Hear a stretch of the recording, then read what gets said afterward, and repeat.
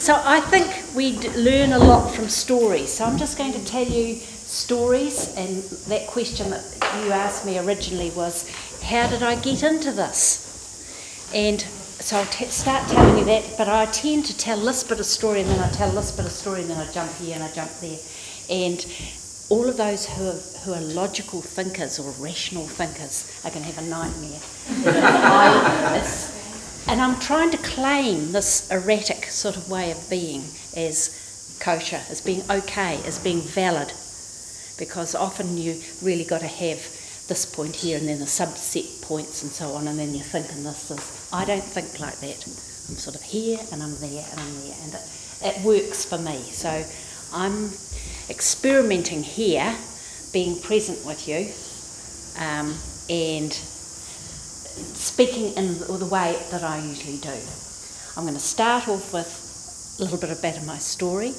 Also put on Basecamp that link to the talk with Barbara Marx Hubbard, which I also put in there that it's an hour and a half. So most of you probably said, so I'm not watching that. Yeah. But you might after this, or you might not, it doesn't worry me. But she goes through and talks about different points of leadership.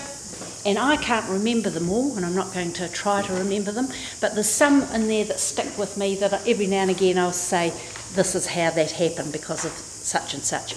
And you'll see that in that story. So, whoa, way back. Way back. I had that horrible thought. I have no idea what my parents were doing when they were conceiving me, but that's where my origin was. Shouldn't really sort of talk about that, but that's going right back to the beginning. I was loved. I had parents that really truly loved me, and that's a huge foundation. Really true. You know, I find it hard sometimes when I'm with people that haven't had that experience, how difficult it is for them. I had a father that stuck up for me. You know, so if I got into trouble at school, he was there supporting me. Now, we now know that you've got to be with the teachers and all that sort of thing, but my father was behind me. That was incredible. So when he did tell me off, it rocked you, because it was really important then. So that was one of my basic learning things. I've always known that I'm going to my work was in community. Always known that. I remember as going to Sunday school as a little kid, saving all the pamphlets because I was going to use those in my work. Well, goodness knows where they are, but obviously I knew right then. And a funny little thing that I mentioned to you, Pete, when you interviewed me, I just suddenly thought this thing about the future. I remember as a preschool kid sitting out on the grass watching a bee in a dandelion and thinking, I must remember what this feels like so that when I'm old I know what it feels like to be young. So I've always moved towards what's creating out of the future. So, you did the usual things with life. Where do I want to go from there? I married and had a large family. So I was trained as a secondary school teacher in geography and maths and music. So those are my nice mix. Married, had 5 children, 2 sets of twins, which I think is pretty special, and my middle child has Down syndrome. So my life was pretty challenging. About that time too, I started, when my youngest kids were babies, I started a course on, it was a theological course, Education for Ministry, yeah. And that was amazing because I was seen. It's the first, one of the first times I've been seen. In that group we're all PhD people and theologians and vicars and me as a mum. And it's sometimes I sort of thought, I can't stick with this because I can't keep up with the reading and all of that sort of thing. But I saw from the strengths point of view what I was bringing to the group. I was bringing stuff to the group that they didn't have. And I was seen for that. And Barbara Marx Hubbard in her talk talks about being seen. And I was talking to someone here before about that, being seen. And sometimes it may be in this group here, acknowledge each other so that they can see, they know that they've been seen. Because sometimes you don't know what it is that you've got, because it's so easy. You know, these strengths, they're so easy, you don't think of them as important because you just do them. So it requires sometimes other people to come up and say, I loved it, Jane, when you know, and it feeds you. So being seen is a requirement, really, of being a leader in a way. Because when you're not seen, you sort of make yourself a wee bit powerless. So that's that bit.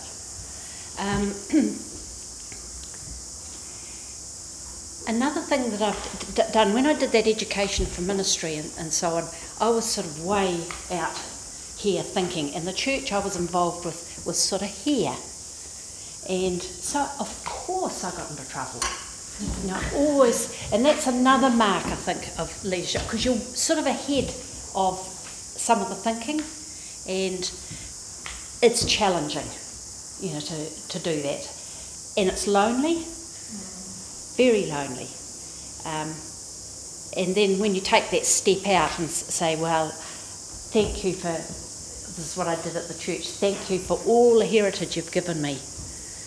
You know, all the stuff that I've learnt, all the friends and relationships. It's been amazing, but I'm now stepping out. So that is lonely, to have the courage to do that. So courage is another thing, and to stick with it. I know, you know, the habits you have, you know, in those times going to church every Sunday, you know. Then you leave, what do you do on Sunday morning? You know, it's sort of, yeah, everything was sort of thrown. So what I'm saying there is that thing about courage, loneliness. Yeah, I think that's it. Now I'm going to move on, because I've sort of lost the thread there a bit. How did I sort of actually start doing what I'm doing? Well, I divorced when I was 50. I think it was that, right? Yes. And before that, my husband created the income, so I didn't actually have to do anything. Then I'm divorced, and I've got to work out how I'm going to survive.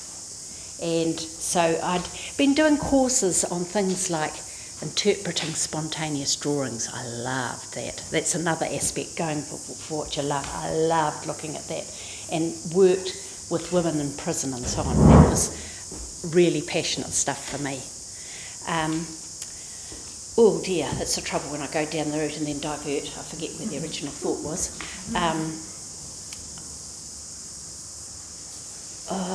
What was I saying? Generating income. Thank you. So I set myself up as, you know, running art for people in businesses and so on, to actually do this work that you're talking about, that soul work, finding out. So I'd get people to draw full-size life portraits of themselves, and just in that work through that. So that was amazing. But a lot of people used to pull out hours before the thing started because they were too nervous. So it was a disaster financially. But then I sort of thought, okay, what needs to happen? And it was, to me, it was about bringing the soul or meaning into work.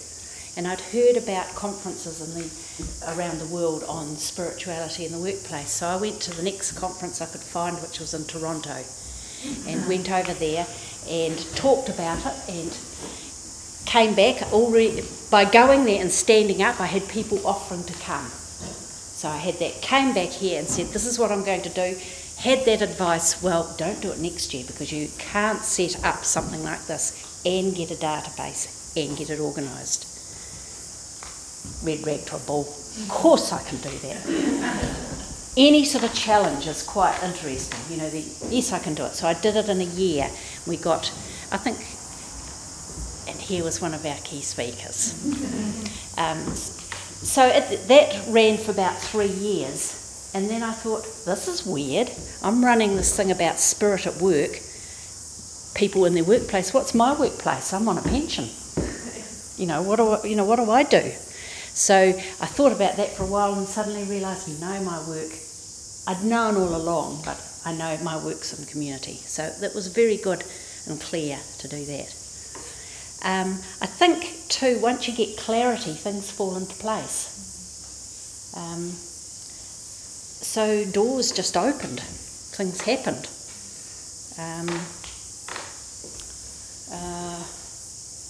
But again, you're getting into trouble. The group that I went into was Project Lyttelton, or it was called Project Port Lyttelton then, and the chap that was previous chair of that group, it was a retired sea captain. So you can imagine what the seating was like. You had the bridge at the front, and then you had the seats all down here. He was fabulous. He did really great stuff. But then I come in, and I'm from the women's movement and witch stuff and things like that, in circles. Whoa! So a lot of those original people left. And the other interesting thing is that whole year there was Wendy Everingham and me. We were the two key ones at that start off. We were meeting and talking and talking and meeting and talking. There was basically two of us. That was basically what it was. And the business association saying, we'll do this for Project Lyttelton because, they're not coping. That sort of whatever that word is. So I'm saying know that there are times when you're alone. There's only one or two. But it goes up and down. And that was the thing that I learnt at that conference in Toronto. I spoke with a person who I was going to be when I came to New Zealand. And she said, if you're working with volunteers, this is the piece of information I'd give you. Now you have them, now you don't. So be aware of that. Because in that process, doing that conference, I had a whole lot of people at the beginning, and right in the middle, there was just a couple of us. And then they all come together again. So ebbs and flows. Don't worry about it. It's the nature of how it goes. The trick for me at that time was when someone would say, I'm sorry, I've got to leave, I've got a new job, or, my husband's sick and my family's, wanting this. The trick for me is to say, great, that's where you need to be. Wonderful. Go well. Blessings on your journey. When underneath you're going, But I can tell you honestly now that I don't go, anymore, because I now know it works. What I'm trying to do with those people who are leaving is make it so that the next time they volunteer, it's easy. They don't think, I'm not going into that again. I would get trapped last time, couldn't get out, too much work, I want them to have a good experience. And so that's an important part, I think, of giving them your blessing and letting them go.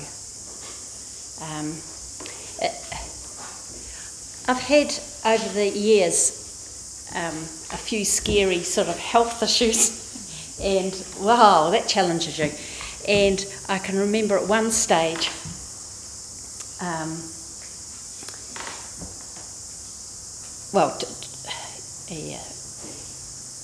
recuperating, in that whole period. And I had all these jobs that I was doing, and I had to let them go. No way could I do them. And people, they just came in and picked them up, but they did them differently. Not as good as you do. It's always sort of, they do it. And the other thing is, they may be taking it on a direction. It made me think, am I in the way? Am I blocking other people by being so capable and doing all of these things? Are other people dying to get in, but they can't because I'm there? So it's about... I just saw the camera then. Whoa. It's off, don't worry.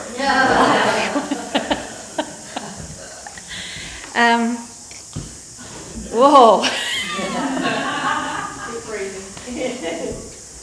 What else do I want to say there? What was I saying? This is a good test to make sure you're listening. Other people are doing the work. And, you know, I think of one case, you know, it was so totally different. And, it's a bit anxious letting go, but letting go is the most amazing thing. It sets you free. You can get on with playing cards or whatever you like to do in your spare time, or having a massage or whatever. But they will do it differently, and it engages them. So that's probably enough about, you know, building up to where I was as an organisation. When Wendy and I came together, we decided that we wanted to do things with people in the way that we wanted to move forward. So a lot of people were saying, oh, you should be doing this, you should be doing this. Ignore the should. As soon as you hear the word should, go, not me. You go with the thing that excites you, where your energy is. I'm just quoting from someone that was on the screen before, which was me.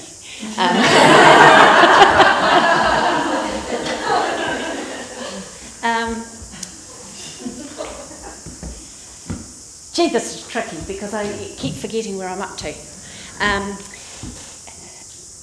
With organisations like with Project Littleton, the first thing we did when Wendy and I came together was pulled as many people in the community together as possible to get a vision statement.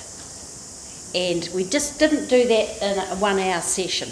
We met for about 3 weeks, 3 or 4 meetings, and each meeting was quite a few hours. And the vision statement that came out at the end would probably be the one that you'd just go like that anyhow at the beginning. But everyone had buy-in to it. So it was really about being a vibrant, sustainable community. That was what it was about. And we found that is really critical because we got people on board. They knew that we were being listened to. And when people said, what are you doing? What do you do? Out comes the vision. And you know you're backed because everyone has been thinking about that. So that was an important thing, that vision statement. Then the vision statement had sort of different arms to it. So I'm a real fan of mind mapping. So I drew this elaborate mind map with those different arms of that vision statement. And then underneath that, Wendy and I and a few others worked out what would that look like? What would that play out as? What would that be? And we had things like farmers market, you know, all these different things. The farmers market was an interesting story because we went down looking every street. We couldn't find anything for ages. So that's another message. Sometimes you've got to wait. It's not quite the right time. Mightn't be a wrong idea. It mightn't be quite the right time. But about 5 years after doing that mind map, we pulled it out and we thought, my gosh, absolutely everything on the mind map had been achieved. And it's not as though we consciously said, oh, you know, we've got this on the mind map. This is another thing that I think is important, is naming what it is that you want. Just putting it out there, being very clear, getting very juicy about what it is, and then forgetting about it. Don't worry about it. I don't know how many of you do cryptic crosswords. Any of you do cryptic crosswords? Oh well, a lot more need to do cryptic crosswords. I had that as a New Year's resolution one year, how to learn to do that. And I was spending far too many hours during the day while I had kids running around trying to learn how to do cryptic crossword. But what I noticed was I'd get so many out and then I'd leave it because I then had to do some work, come back at the end of the day and boom, boom, boom, boom, boom, they're all in there. For me that was a real strong message that you get it clear in your mind and just let it go. Your mind or the universe or the connections or whatever will do their work. And that happened a lot. That obviously happened with what happened with Project Littleton. So for those of you who don't know, we do lots of things like we have a farmers market, we have a time bank, we have huge festivals each year, we have a garage sale. Now I want to tell you about the garage sale because it's an exciting story too. one of our staff members went and did a social enterprise training course, and she came back with all these ideas. She already had lots of ideas, but she came back with even more. And after the earthquake, most of those buildings fell down, and people were wanting to get rid of stuff, and some people wanting to get stuff. So it was obvious to have a garage sale. But here, where she did it differently, she said, okay, all the stuff's coming from the community. A lot of the income has to go back to the community, not just into us.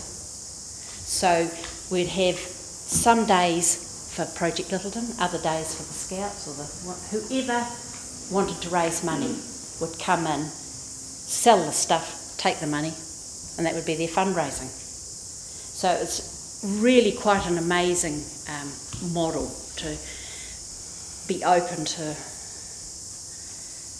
It's believing in abundance, that there's going to be enough there, and that there's plenty to share. Just watching the time there. What other angle do you want me to go down? Oh, values. Yes, and I was thinking some people might like to ask you some questions. Yeah.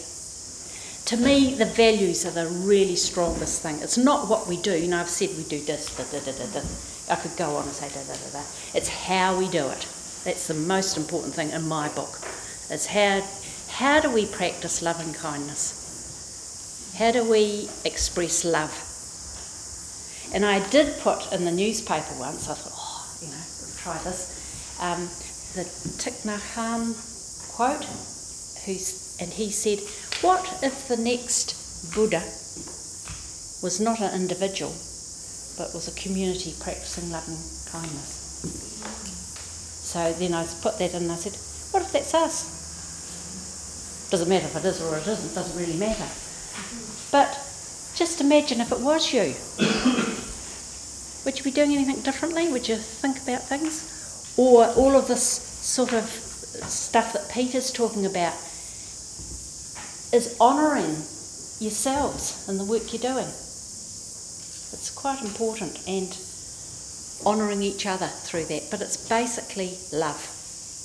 And I'm using that word love quite a lot because it has sloppy love, romantic love, tough love, all this sort of thing.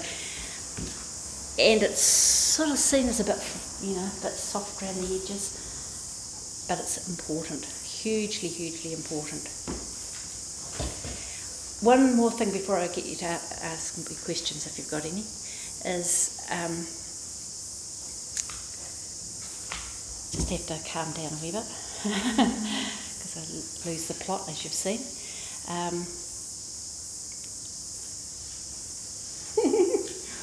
I've forgotten. Questions?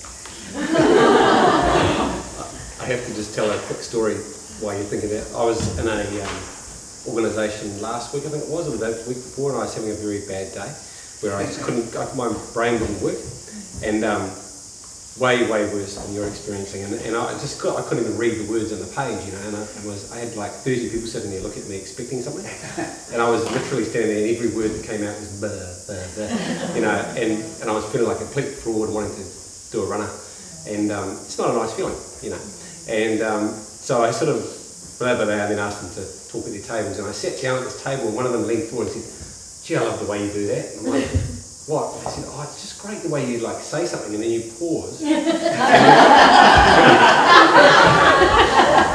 we think you're going to say something but you don't, and it makes us think, And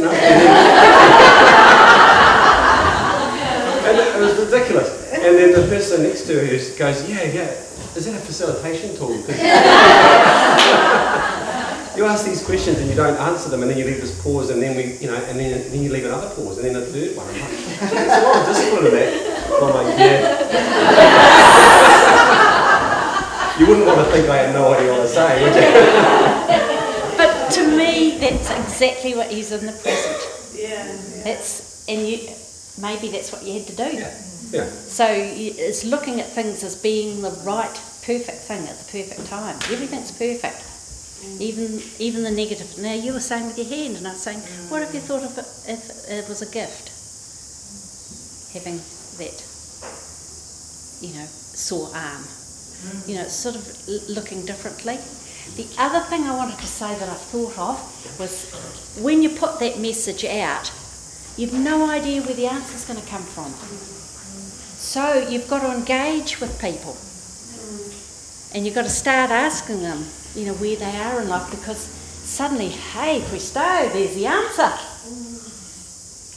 That's me. I'd quite like to know more about the process of getting the community together for the vision statement. How you went about actually calling people in, and how the discussion went to get to a vision. We had a facilitator for the actual process within there. We all just used our networks, pulled in your friends, and friends of friends. It's most things, as people talk to you, you get little information. And one person said to me once, people can't resist if you ask them. If you identify a skill, now I know you've got a skill within broadcasting and you know, the media and that sort of thing. So if I was to come up and say to you, we're doing this thing in Project Littleton and we've got this thing around filming and broadcasting it all on way off here. Can you help me with this little bit here? She knows it all, but she's also known that I've seen her, although in that situation she's in that job, so we should have seen her anyhow. But say you were a nurse at the casualty thing and I see this and I know this. So, of course, she's very likely to say yes. So, you know, you go to people and say, I want you to come to this, to have this vision, create this vision. And the community really took ownership of it? I don't know. There'd be 30 or 40 of us there, but that was... How long ago was that? How long ago? About 12 years ago, I guess.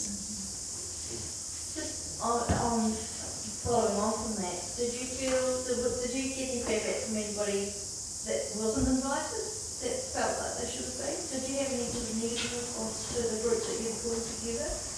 Oh, yeah, you always get that. Okay, and how did you deal with that? Like, what did you do? Well, that's another thing I haven't talked about. We use appreciative inquiry. We look at things, where things are going well, that's what we focus on. If you start looking at what's not going well, you can learn from it a bit. It's similar to what... It just goes nowhere. So You go with this, and the other thing is, those who turn up are the right people. How many times have you been to an event and you get looked over the shoulder because, you know, the mayor isn't here, or, you know, and you think, I'm here, but, you know, you're not the one I'm looking for, you know. The people that turn up are the right people. That's where the magic's going to occur. Trust it. A lot of it's in trust. Can I just chip in there? So I live through the tunnel from Littleton. I live in Heathcote, and I remember in the it's probably about well, it was around earthquake times. You know, there was the spontaneous meetings of people helping people with chimneys and food and toilets and God knows what. And we were getting together, but a few of us looked up the Project Littleton website, and there's a document on there that talks about the history of how it happened. And, you know, some of what you're talking about here, but the thing that really jumped out to us was the appreciative inquiry piece. In particular, when you get people together, shape the conversation around strengths and what we want and what could be working, rather than a big moan fest like I was saying yesterday. Because you remember those times we were all coming together and going, right, let's write a list for the council, you know, and we had this list 100 things long.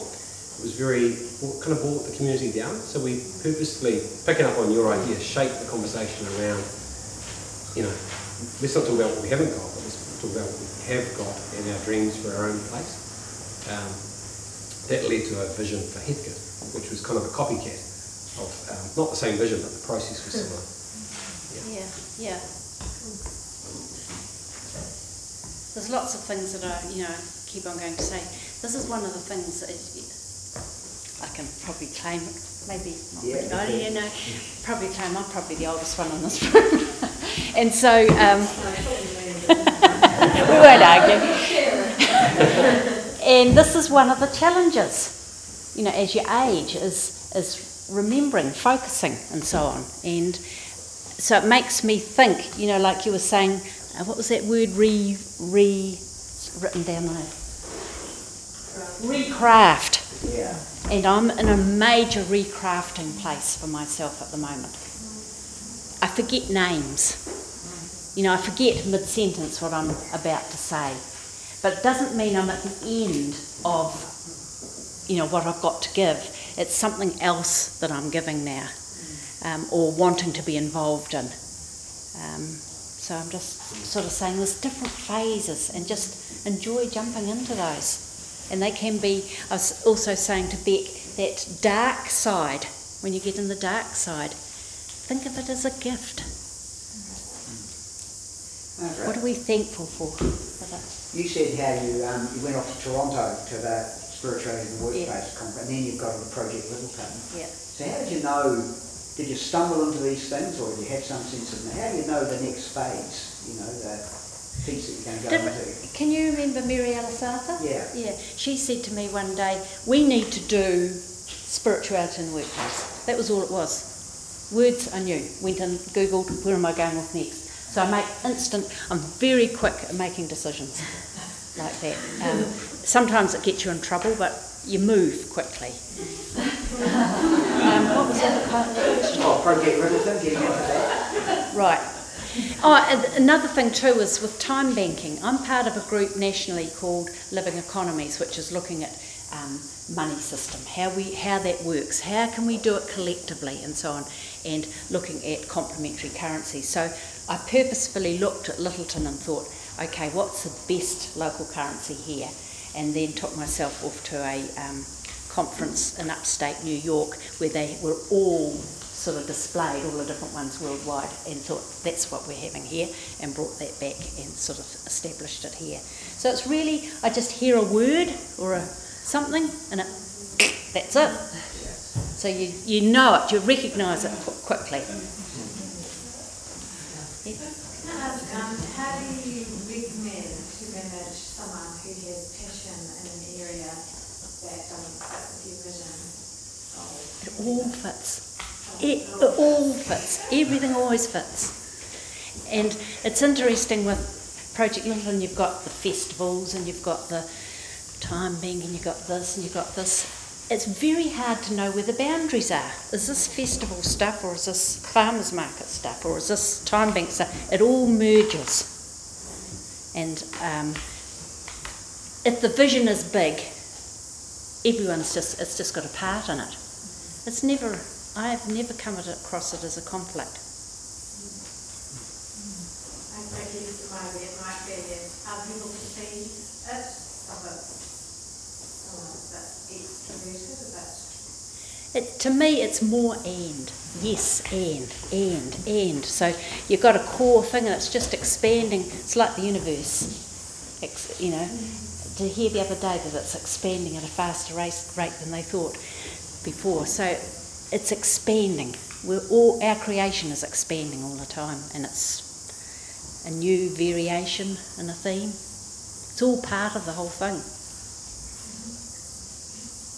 So then how do you deal with like a negative force that comes in? So it's not someone coming in with more, it's someone coming in to rip out, or, you know, like actually something quite intentionally destructive.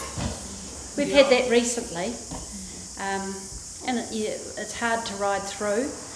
I think the people that were involved in Project Littleton with it, you know, meeting together, talking about it, working out how, supporting one another through that, because it can be challenging.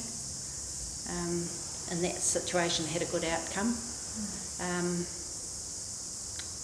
I tell you what, I'm not paid, so I'm doing this on a voluntary capacity.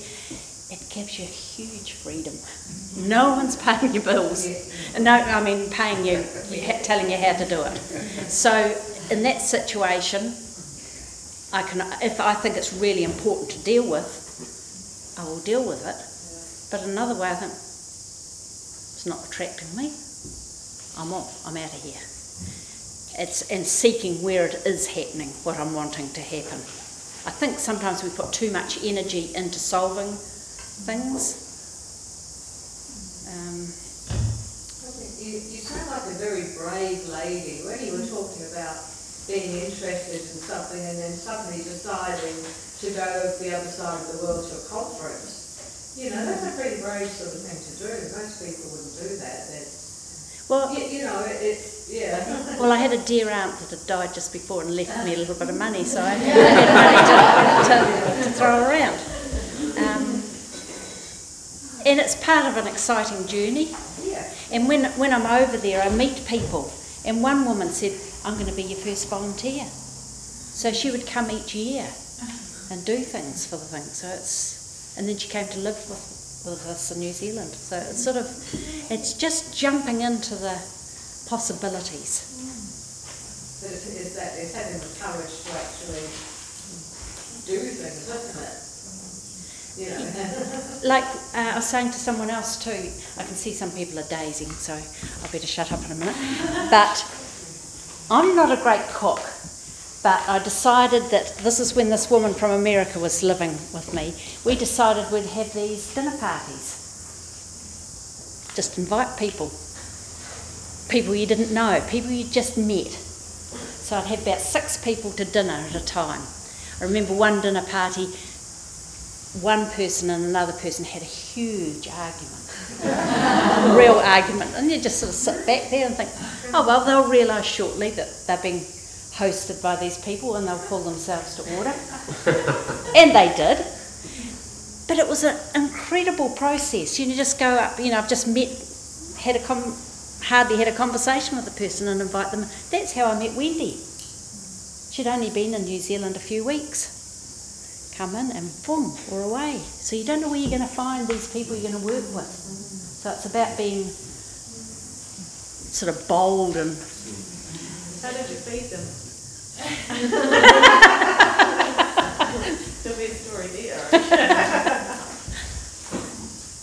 How do you feel now when you look back? It's actually interesting because, we're saying about nurturing ourselves and so on. And yesterday when you said leader, my first reaction was me. So I recognise that that's me, and I could claim all of those things that were on the board. So I feel okay about it. And that's what I'm hoping that you all do, that you feel good. Because that, I've been doing all this work now for quite a few years, and I'm not basically that tired. I'm not exhausted, I'm not burnt out. It's because of a fairly good, nice talk to myself. Oh, it's back. Nice talk to yourself. You hear sometimes when you say those things about yourself, quickly change it. You're the most sacred person there is, most blessed, most special, most significant, all of those things. You're it.